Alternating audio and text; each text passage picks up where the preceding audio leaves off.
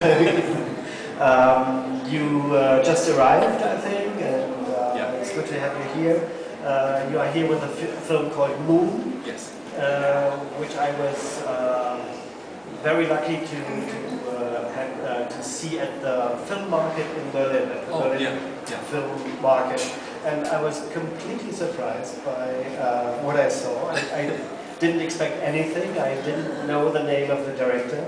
I think I read 2 or 3 lines about the plot, and I was very much surprised about the whole thing. So tell us a little bit about how this project came about. Sure. I'm a huge fan of the actor Sam Rockwell, an American actor who's more of a character actor, more known for doing character work. I met up with him to talk about another feature film, something completely separate, just over 3 years ago. And I'd asked for him to sort of play a part in this film I was planning. He loved the script, but wanted to play the lead role. And so we met up in New York, and he tried to convince me, and I tried to convince him. And that didn't work out, but I got on very well with him, and I knew that I wanted him to be in my first film. So we talked about the kinds of films we both liked, and the kinds of characters he wanted to play as an actor. And there was a period of science fiction films from the late 70s and early 80s that we both grew up with.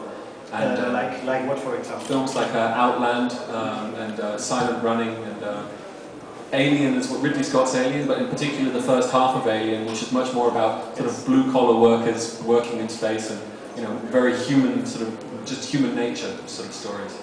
And I said I would write something for him.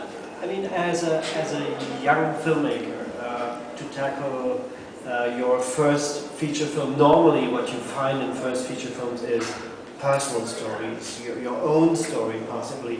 I think it's very rare for a first-time filmmaker to tackle a science fiction film, a genre film. So all of this came out of your love for science fiction films? Well, I mean, it is actually very much a personal story. Maybe I camouflaged it well. The idea of spending time on your own and long-distance relationships and all of the very human elements that sort of are in the story come from personal experience. Here again, a little bit like with Inju, we should be very careful not to reveal too much of the plot, because the audience didn't have a chance to see the film yet. Okay. So we should keep on talking in these general terms, okay, without revealing too much. But there's one other very well-known actor in your film, and that's Kevin Spacey. Yeah. And I think it's not revealing too much if we say he is only in the film as a voice. Perhaps you should talk about that a little bit. That's right. There's the film pays homage to a lot of science fiction films, and in 2001 is one of them. The character of Hal is obviously is the granddaddy of all human-voiced robots and machines in science fiction films.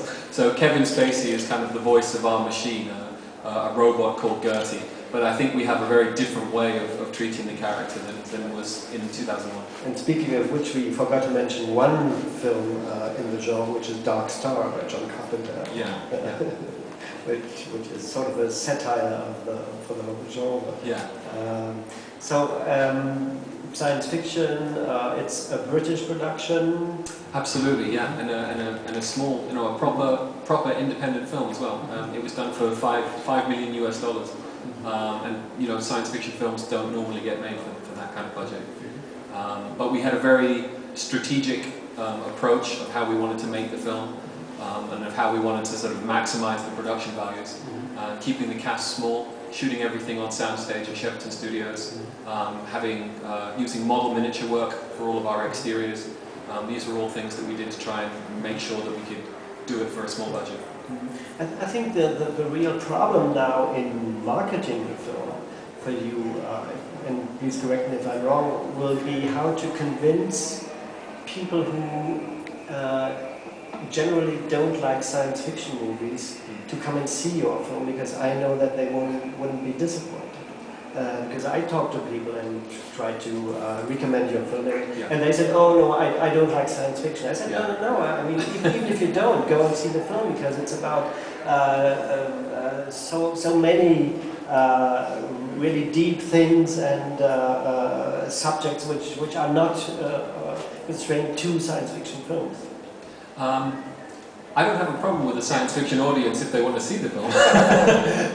But what if not? What if they don't like science fiction? That's true. I mean, so far, you know, the film has been released in America first, which for a British film is very unusual. We've been out in the United States. It's been what's called a rolling out release, so starting off small and growing, and it's been doing very well. So I think we've had a very strong internet campaign because of the very small budget for marketing. That was really where the focus has been. And there's been a huge community of people on the internet who've seen the film either through festivals or through the first few weeks of release that have been evangelizing on behalf of the film, and I think that's doing a lot of good work for us. Very good, very good. Do you have any questions to either Duncan Jones or any of the other two? Yes, please. I was wondering about, without giving away too much of the story, your harvesters all have the names of the evangelists. Yeah. Matthew, Mark, Luke, yeah. John. Yeah. You have telling names, so that's one point, but why the evangelists? When we were originally talking about the character that Sam Rockwell plays, he very much is a sort of a blue-collar, Midwestern guy. American guy, Sam. Yeah, Nathan Parker, the screenwriter, and I were talking about him as a character, and the character that he plays is Sam Bell, and how we wanted to create someone who had that kind of Midwestern Christian values, and it just sort of felt like incorporating that in a very, subconscious, subtextual level in the film would help sort of establish that. Follow-up question, so if you have telling names and those were the Bible background, why was the station called Sarang, Korean for love? Well, originally we were talking about whether this had any sort of personal meaning or not, of coming from personal experience, but again, both Sam and I were going through very long distance relationships with our respective girlfriends at the time we were sort of writing the film and making it. And my girlfriend was from Korea, and the whole idea of an American-Korean sort of company seemed to fit because Korea is sort of preeminent in robotics and space exploration right now, so it sort of seemed like it would be an acceptable extrapolation on how the company was run. More questions from your side? I don't know, did you have a chance to follow our discussion when you arrived? Yeah. Because we were having a very deep discussion about the future of cinema and the future of the internet, how to be able to finance movies in the future.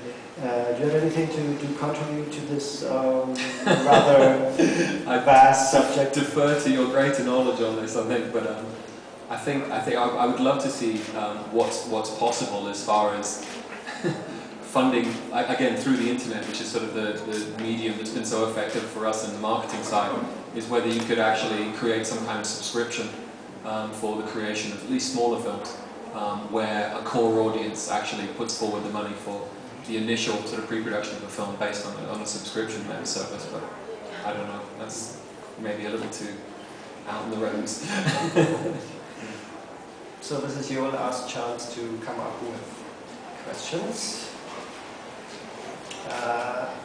I should mention that Moon, the film by Duncan Jones,